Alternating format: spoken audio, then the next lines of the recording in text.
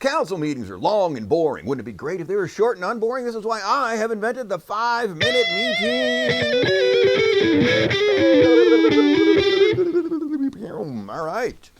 Ashland City Council meeting of June 7th. These two not here. Hope all is well.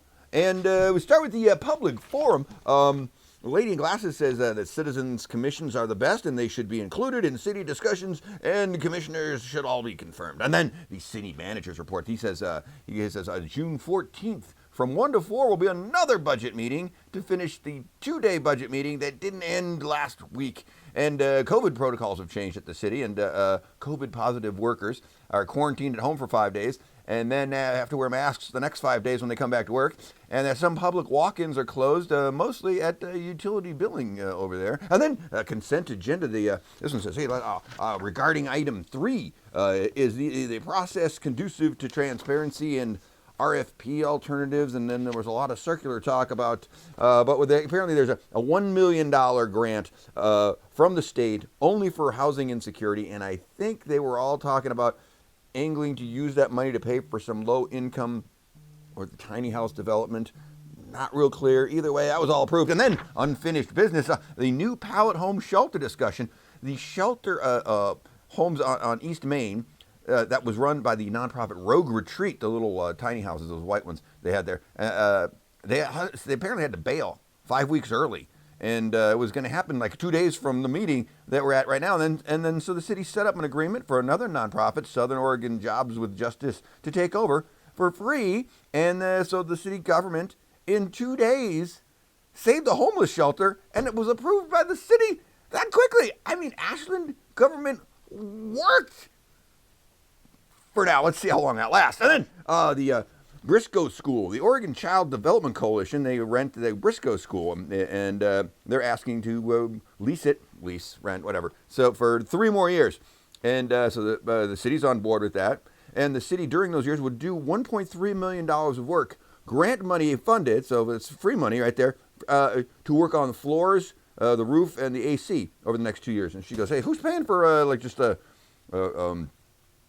for what right now over there at the Briscoe School? And the public works guy goes, oh, well, the Child Coalition does small maintenance and faucet repairs and window repairs and stuff. And the city does the big stuff like the air conditioner and the boiler, roof, and plumbing, I guess. And says that $13,000 a month in rent is what the Child Coalition group pays.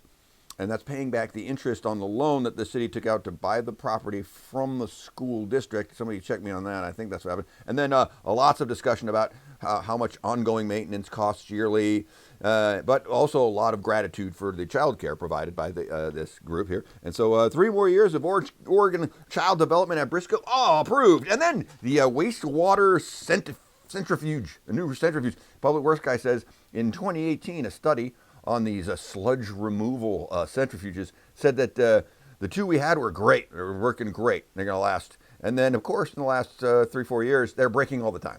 So we need new ones. And the 2 existing ones can be repaired as backups. And this one says, if we don't do this and both systems fail, and we need trucks to haul the waste, and we need to rent a mobile system, how crazy expensive is that, right? And the Public Works guy goes, yeah, it could be 24 weeks. At $10,000 a day. I'm like, oh. And this one goes, I move we approve this new centrifuge for $450,000 there. And this one says, she goes, flushing the toilet is essential. And then this one says, yeah, flushing the toilet is essential. And then this one says, flushing the toilet is essential, but expenses like these should have been anticipated, so we continue to need a smarter plan going forward. That's still all approved. And then transient lodging hotel tax. The finance lady says, we tax the bed, but we don't tax the breakfast in a bed and breakfast. So legally they need to change the tax to tax the breakfast. Also, she said there's a supplemental budget, and they're adding some fees to the city reporter budget. And the fire department overtime was over budget, but someone donated for that. I don't know who donates money to the city to pay for overtime salary in a supplementary budget. Well, it was approved. Whoever did that, thank you. And then a special public forum presentation at the end. The owner of Creekside Pizza said in June of 2020, they set up a COVID outdoor area. And in 2021, the city shut them down.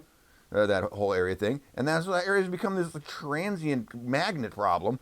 And so he's asking to be allowed to open that up again, because then it can be used nicely way. And because it's a public forum, no one's allowed to actually ask any questions. And so this one goes, well, we should follow up on this since we can't ask questions. And then she goes, oh yeah, we should totally follow up on this since we can't ask questions.